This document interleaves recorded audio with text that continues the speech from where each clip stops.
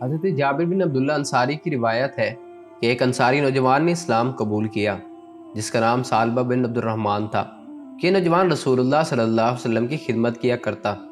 ایک مرتبہ رسول اللہ صلی اللہ علیہ وسلم نے انہیں کسی کام کے لیے بھیجا تو اس نے گزرتے ہوئے ایک انصاری کے گھر جھانک لیا تو اندر عورت غسل کر رہی تھی۔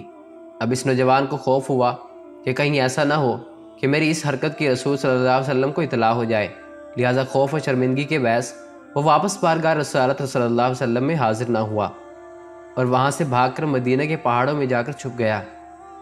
اس کو غائب ہوئے 40 دن گزر گئے تو حضرت جبرائیل علیہ السلام نازل ہوئے اور فرمایا، اے محمد صلی اللہ علیہ وسلم، آپ کا رب آپ کو سلام کہتے ہیں، اور یہ کہ آپ کی امت کا ایک شخص ان پہاڑوں میں چھپا مجھ سے پناہ کی درخواست کر رہا ہے۔ رسول اللہ صلی اللہ علیہ وسلم نے حضرت عمر رضی اللہ تعالیٰ عنہ اور حضرت سلمان فارسی رضی اللہ تعالیٰ عنہ سے فرمایا، تم دونوں جاؤ اور اس نوجوان ثعلبہ کو تلاش کر کے میرے پاس لاؤ۔ یہ دونوں حضرات مدینہ منورہ سے ان پہاڑوں کی طرف تلاش میں نکلے۔ راستے میں مدینہ منورہ کے زفافہ نامی ایک چرواہے سے ملاقات ہوئی تو اس سے پوچھا کہ تم نے ان پہاڑوں کے دامن میں کسی ثعلبہ نامی کسی نوجوان کو تو نہیں دیکھا؟ اس نے کہا، شاید آپ لوگ جہنم کے ڈر سے بھاگے ہوئے نوجوان کے بارے میں سوال کر رہے ہیں۔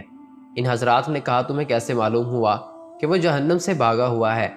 اس نے بتایا کہ وہ اس لیے کہ جب آدھی رات گزرتی ہے تو وہ اپنی پیشانی پر ہاتھ رکھے پہاڑوں کے دامن سے نمودار ہو کر اس طرح صدا لگاتا ہے، کاش تو میری روح کو بھی روحوں پہ قبض کر لیتا اور جسم کو جسموں میں، اور مجھے فیصلے کے دن کے لیے مقرر نہ رکھتا۔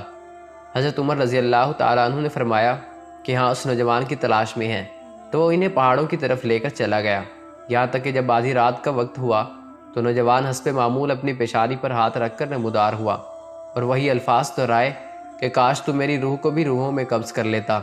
اس دوران حضرت عمر رضی اللہ تعالیٰ عنہ نے جھپٹ کر اسے پکڑ لیا تو اس نے پوچھا، کیا رسول اللہ صلی اللہ علیہ وسلم کو میرے گناہوں کے بارے میں معلوم ہو گیا ہے؟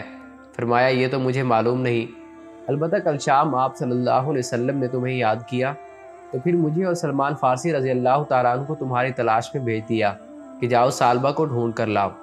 اس نے کہا کہ پھر ایسا کرو، مجھے اس وقت بارگاہ اقدس میں لے چلو۔ جب پہنچے تو آپ صلی اللہ علیہ وسلم نماز پڑھ رہے تھے۔ حضرت عمر رضی اللہ تعالیٰ عنہ اور سلمان فارسی رضی اللہ تعالیٰ عنہ ثعلبہ کو پیچھے صف میں کھڑا کر دیا۔ ثعلبہ نے جب نماز کی حالت میں رسول اللہ صلی اللہ علیہ وسلم کی تلاوت سنی تو بے ہوش ہو کر گر پڑا۔ سلام کے بعد جب رسول اللہ صلی اللہ علیہ وسلم نے جب ان حضرات سے ثعلبہ کے بارے میں پوچھا تو عرض کیا، یا رسول اللہ صلی اللہ علیہ وسلم، یہ رہا ثعلبہ۔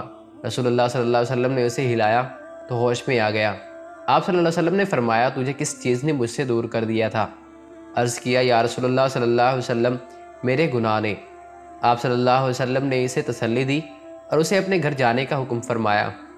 جس کے بعد یہ نوجوان 8 دن تک بیمار پڑا رہا۔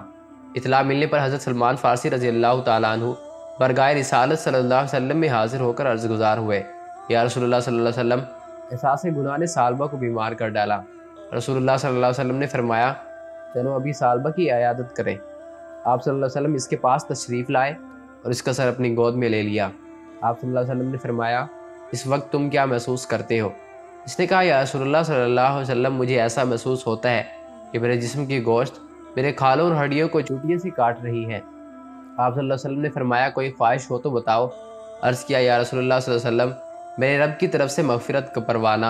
اور بس حضرت جبرائیل علیہ السلام نے نزول فرمایا اور فرمایا، اگر میرا یہ بندہ زمین کی مقدار بھر بھی گناہ کرتا تو میں اسی مقدار میں اپنے رحمت و مغفرت کے ساتھ اس کا استقبال کرتا۔ جب رسول اللہ صلی اللہ علیہ وسلم نے ثعلبہ کو اللہ کا پیغام دیا تو اس نے ایک چیخ ماری اور اس کی روح قبض ہو گئی۔